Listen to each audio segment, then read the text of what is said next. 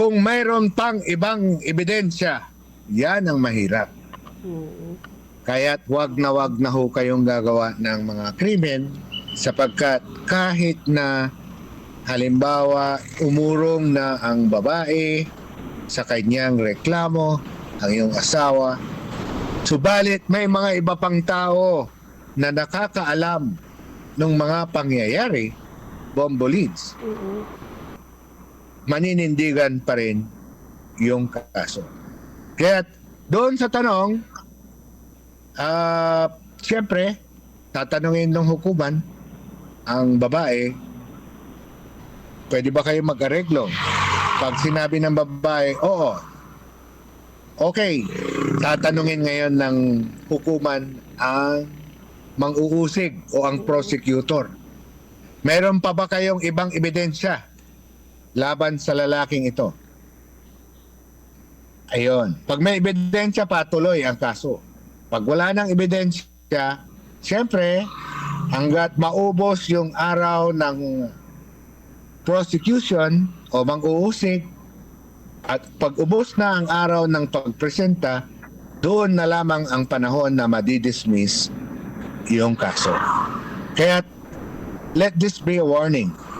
Sana maging babala ito, lalong-lalo na po sa mga relasyon, hindi lang mag-asawa, sa inyong mga magkakasintahan, kahit man kabit, pwede pa rin patawan ng parusa ng voucher.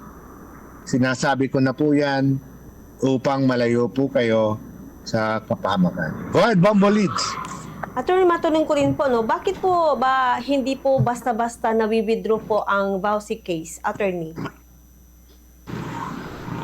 Opo, hindi po basta-basta maiuurong sapagkat kung mayroon pang ebidensya, Bombo Leads, na hindi lang ang may alam ay yung asawang babae, kalay mo yung katulong, yung anak.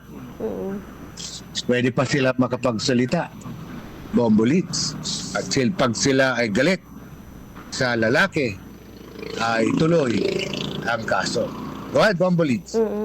Attorney, maaari po ba kayo magbigay ng mga, ano yung mga uri po ng voucher na pwedeng, under nito, no, yung kaso na maaaring isampa dun sa karelasyon dati or kasalukuyang karelasyon, Attorney? Bombo Leads, 4 ang klaseng pang-aabuso na pinapatawan ng parusa sa violence against women and children. Number 1, sexual abuse. Ito po yung pang-aabuso sexual. Pamimilit na makipagtalik kung ayaw man. Ganon din sa asawa at saka sa anak. Pangalawa, ang tinatawag na psychological abuse. Pagbibigay ng sama ng loob na kung saan ay natotorete ang kanyang asawa o anak. Pagbibigay ng masamang salita, no?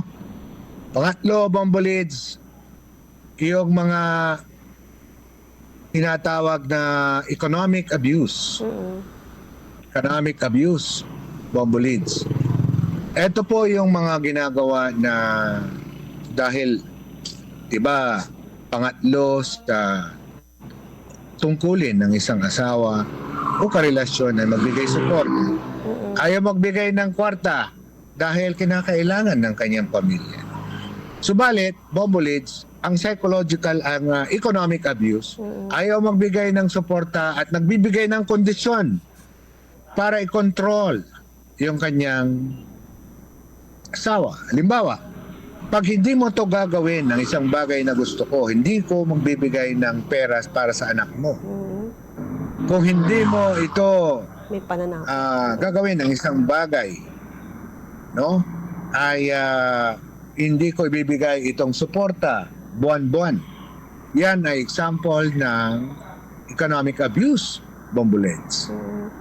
So, siyempre, ang pang-apat, Bombo Leads, ay physical abuse.